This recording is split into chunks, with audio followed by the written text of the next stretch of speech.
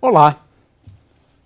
Essa primeira aula é dedicada a esse tema aqui, fluidos e superfluidos. Fluido, ou o estudo dos fluidos, vem de longa data e pertence ao domínio da física clássica. Superfluidos não, pertence ao domínio da física quântica. É um fenômeno estudado muito nos últimos 100 anos, a superfluidez, quando um fluido se comporta como um fluido ideal, um superfluido. No estado superfluido, nós temos um sistema tal que a viscosidade dele é igual a zero. Isso é coisa bastante recente. Então, nessa primeira aula, estamos nos dando ao luxo de introduzir esse tema belíssimo na física, que atende pelo nome de quinto estado da matéria, né? O estado condensado de Bose-Einstein. Rendeu o prêmio Nobel há cerca de 10 anos, mais ou menos, um pouco mais, né? Aos seus descobridores, que é uma coisa antiga já, inclusive proposta por Einstein, né? Um quarto estado da matéria, e nesse quarto estado ele se transforma num superfluido. Eu fui ao portal da NASA sobre fluidos e olha só, encontrei essa figura no portal da NASA para ilustrar o fluido. Existe algum fluido mais importante do que esse? Duvido, né? Para nós, né? Aliás, quando se quer verificar se um determinado planeta ou exoplaneta, né, fora da Terra, né, ou no próprio sistema solar, se existe vida, a primeira coisa que a gente procura se lá tem água. Se lá tem água. Esse é o fluido mais importante para os seres vivos, né? É claro que outros seres vivos dependem de um segundo fluido, que é o ar. Muito bom. O fato é que esse tema é muito importante porque existem fenômenos, né? Veja, o poder de destruição de um tsunami. Mas o que é um tsunami? É, na verdade, uma onda no mar, uma onda do tipo solitária. Infelizmente, a gente não vai ter tempo para discutir essas ondas solitárias, né, que se propagam, mas de qualquer maneira se propagam num fluido, um tufão, um furacão e assim por diante. São fenômenos atmosféricos impressionantes, né, como nós sabemos. Estou chamando a atenção aqui para a relevância do tema. Se a gente quiser entender muitos fenômenos que ocorrem no nosso mundo, temos que recorrer à mecânica dos fluidos. Uma outra aplicação diz respeito a isso, previsão do tempo.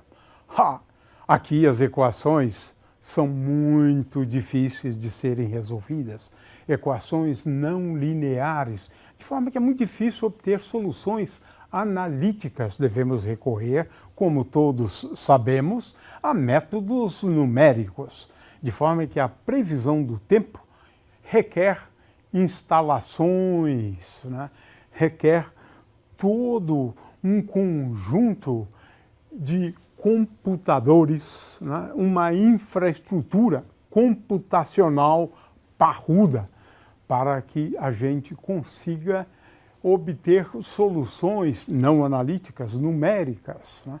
É por isso que é difícil prever o tempo. De vez em quando ocorre um erro, mas quero antecipar. É que o problema é complicado, complicadíssimo mesmo, né? Não é nada fácil, né?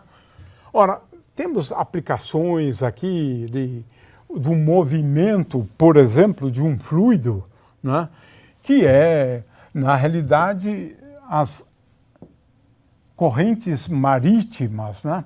Quentes aqui se resfriam e agora águas frias, né? Veja, essa questão das correntes marítimas procurando, de certa maneira, termalizar, né, a superfície terrestre ou as águas, né, dando um certo equilíbrio. É claro que sempre ocorrem diferenças de temperaturas, né, mas essas correntes minimizam os gradientes de temperatura, né? Já falei sobre a relevância no estudo da astronomia, de processos astronômicos. E olha aqui, a aerodinâmica, né? Esse aqui é o túnel de vento da NASA. Testar, né, realmente a aerodinâmica de aviões, né? O fato é que é de grande relevância, tanto na indústria automobilística, né, quanto, claro, na indústria aeronáutica, né? São relevantes esses conceitos, né? Entender a sustentação, a formação de vórtices nas asas de um avião e assim por diante, né? O fato é que esse tema é importante e até mesmo no corpo humano. Aliás, nós vivemos em função de 3 fluidos, né? O primeiro é o sangue e a gente mede a pressão, né, da corrente sanguínea, né, de forma que esse é um fluido. O outro é o ar. Sem ele também nós não teríamos condições de sobreviver, né? E finalmente a água, que é essencial para a vida, né? Então nós dependemos fortemente de 3 fluidos, né? Muito bem. Veja, depois do trabalho de Einstein, a gente tem uma nova forma de ver o universo. Qual é essa nova forma? Essa nova forma é ver o universo como um fluido. Sim, as equações, né, básicas da cosmologia para o estudo do universo é uma equação para um fluido relativístico e perfeito. Então veja só como isso é absolutamente relevante, até para a cosmologia, né? É importante o estudo de um fluido perfeito. Em primeiro lugar, agora vamos à questão. O que é um fluido? Tenho 3 definições de fluidos. Na primeira, eu lembro que nós temos 3 estados da matéria bem conhecidos. Existem mais 2, pouco conhecidos, né? O plasma e o condensado de Bose-Einstein. Então, temos 5 estados da matéria, mas vamos falar de 3 deles, depois vamos falar do 4º. Uma outra definição é a ideia de que um fluido é tudo aquilo que não tem uma forma própria, ocupa o espaço do recipiente. Essa é uma outra. E, finalmente, grandes deslocamentos. Um fluido se desloca muito mediante esforços tangenciais relativamente pequenos. 3 definições, portanto, do que é um fluido. Mas, veja, existem coisas em comum com os sólidos, né, e coisas que não são comuns com o sólido, né? É claro que aqui temos a primeira diferença, né, a forma, né? Veja, os líquidos adquirem a forma do recipiente, Os sólidos, não, eles têm uma forma bem definida, né? E é claro que agora temos outra propriedade aqui, que é a fluidez, né? No caso dos sólidos, é impossível, mas um fluido pode fluir. É o que existe, então, de comum. E existem aí outras grandezas que a gente pode analisar, né? A massa. Temos uma coisa em comum. O sólido tem uma massa bem definida, o líquido tem uma massa bem definida. E os gases têm uma massa bem definida. Então existem diferenças, né? Mas aqui eu chamei a atenção, né, para essas 2 propriedades que são comuns, né, aos fluidos e que são diferentes em relação aos sólidos, né? Quero que deem uma olhada depois com calma nessa tabela, porque a gente vai discutir aqui, por exemplo, a difusão, né, que ocorre, tá certo, com os líquidos e gases, né? Mas, enfim, Existem propriedades que são comuns, né, e propriedades que são diferentes. Nós estamos destacando as mais importantes, né, as distinções mais importantes entre líquidos e gases. Então, nós podemos dizer que um fluido, eu quero mostrar esse vídeo bem rapidinho para mostrar que, de fato, um fluido não tem uma forma bem definida. Aqui são os vasos comunicantes, né, que é para ilustrar a pressão hidrostática, mas nesse caso a gente vai usar para ilustrar essa habilidade do fluido ocupar o espaço que tiver. Então, no caso, tenho vários formatos de volume e ele vai ocupando, onde tiver espaço ele vai ocupando. Isso, exatamente. E, eventualmente, né, ele pode se colocar em movimento também, né? Então, nós podemos definir um fluido como sendo a matéria em 2 dos 3 estados da matéria, né? Essa é uma definição que a gente pode utilizar, né? É claro que em cada estado nós teremos ou nós temos propriedades distintas, né? Como a gente já viu antes, né? Muito bem. 4º estado da matéria, né? Em 1955, na Universidade de Cornell, ou melhor, na Universidade do Colorado, Boulder, 2 cientistas, né, descobriram o 5º estado da matéria, que é o condensado de Bose-Einstein. É um 5º estado que só pode ser entendido à luz da teoria quântica, né? E ele só ocorre para partículas bosônicas, átomos, moléculas bosônicas, como o hélio 4, né? De forma que eles detectaram uma coisa bastante curiosa, né? Que é, numa determinada temperatura, como o sistema muda as suas propriedades, né? Veja, aqui eu tenho a distribuição de velocidades, né, em função da temperatura, né? Veja que abaixo da temperatura crítica, nós temos aqui, olha, um pico. Muitas moléculas têm um momento, uma velocidade igual a 0. Né? Essa é uma característica da condensação de Bose-Einstein.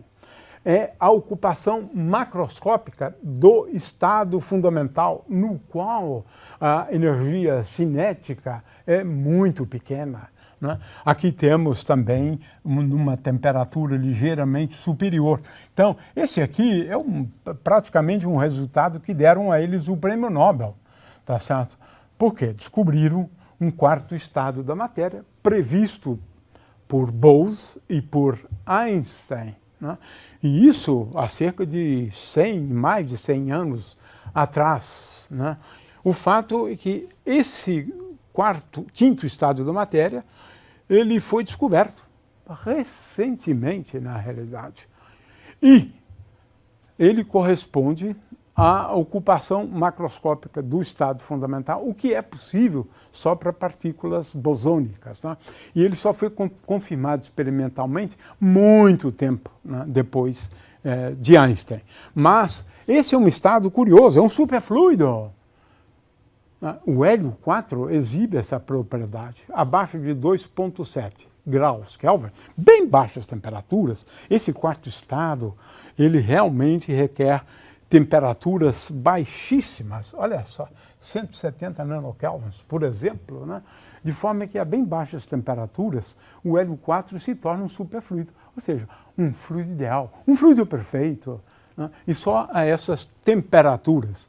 Então, acabei de falar sobre superfluido. O exemplo de um superfluido é o hélio 4 a bem baixas temperaturas, né? De forma que, se quiserem assistir a este vídeo, eu tenho aqui o endereço, né, o link para vocês, né, para ilustrar a superfluidez do hélio 4. É uma descoberta realmente fantástica.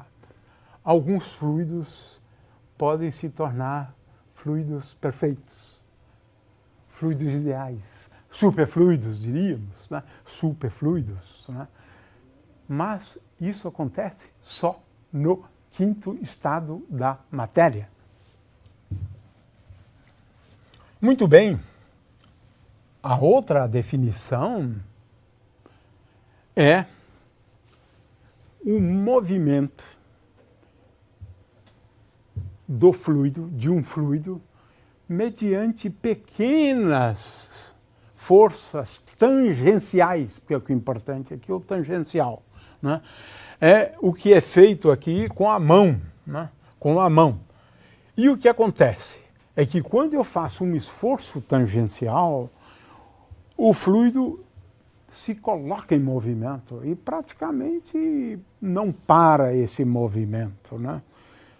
O que é o esforço tangencial? É uma força exercida tangencialmente à superfície do líquido, à superfície do líquido.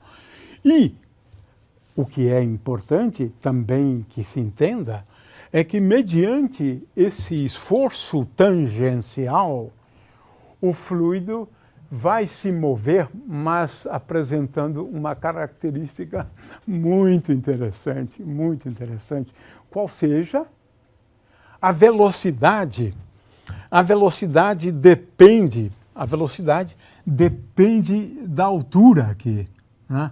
Começa com uma certa velocidade aqui em cima, depois a velocidade aqui um pouco menor, depois um pouco menor. É um gradiente de velocidade, é isso que nós dizemos, um gradiente de velocidade cada vez menor. E finalmente, ela chega aqui embaixo, né? Com uma velocidade pequena, não importa, mas ela consegue deslocar um objeto que está no fundo.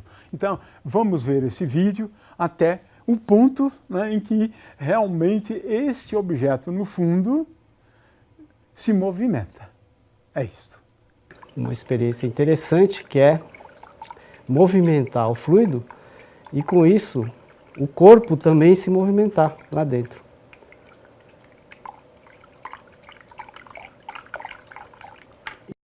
Muito bem, temos então essa definição e o que importa aqui, agora, a gente vai ver isso depois, quando estudarmos a questão do coeficiente de viscosidade, né? Veja, num sólido, se eu aplicar uma força tangencialmente, né? Como foi feito com a mão, quando nós colocamos a mão no líquido, né? Então, se eu exerço uma força tangencial, um sólido se desloca muito pouquinho. Mas um líquido, veja só o que acontece, né? Ele se desloca muito e continua se deslocando mediante a aplicação de uma tensão de cisalhamento, né? Uma tensão de cisalhamento, a gente vai ver depois, é a força, a componente da força tangencial dividido pela área. De forma que ele é análogo à pressão. Mas é diferente, porque a pressão eu levo em conta só a componente da força na direção normal, né? Eu tenho aqui, então, a superfície, por exemplo, a superfície de um líquido, né? Então, eu tenho aqui superfície do líquido, eu tenho aqui a normal, a superfície do líquido, então essa é normal, né? E tenho agora aqui uma direção tangencial à superfície do líquido. E essas duas componentes é que são importantes, né? A componente da força, né? Numa direção, digamos, eu só tenho uma força aqui, né? Então eu posso decompor a força numa componente normal e numa componente tangencial. A componente tangencial dividido pela área, né, essa força é conhecido como a tensão de cisalhamento, né?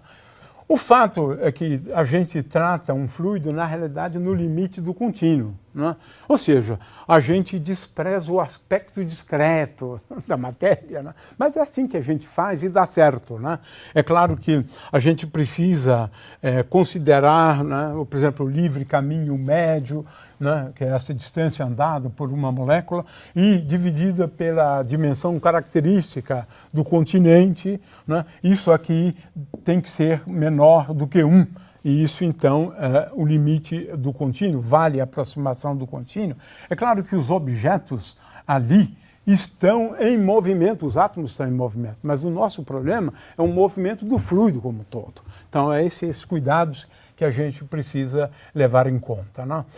A gente sabe que um fluido, por exemplo, um líquido, ele se forma por conta de forças do tipo forças de Van der Waals, ou seja, interação entre dipolo e dipolo, entre dois dipolos elétricos. É disso que nós estamos falando. O momento de dipolo elétrico deste está para cá e o momento de dipolo elétrico deste está para cá. Então, é interação de momento de dipolo elétrico com momento de dipolo elétrico, gerando forças, né? E esse é um mecanismo, né, de formação de alguns líquidos, né? Muito bem. Nós vamos estudar o estado de um fluido, isso fica aqui para depois. Vamos estudar a viscosidade, tensão superficial, capilaridade, a densidade, né? Vamos estudar a hidrostática, né? Por que objetos mais leves do que o ar sobem, né? Por que precisamos de roupas, né? Escafandro, roupas especiais para mergulhar, né? Então, esse é o tema que vamos estudar quando analisarmos a hidrostática, né? Vamos estudar escoamentos, né? Vamos estudar a propagação de ondas, né, num meio qualquer, né? E, finalmente, nós vamos procurar entender alguns fenômenos, né, bastante curiosos, como esse aqui.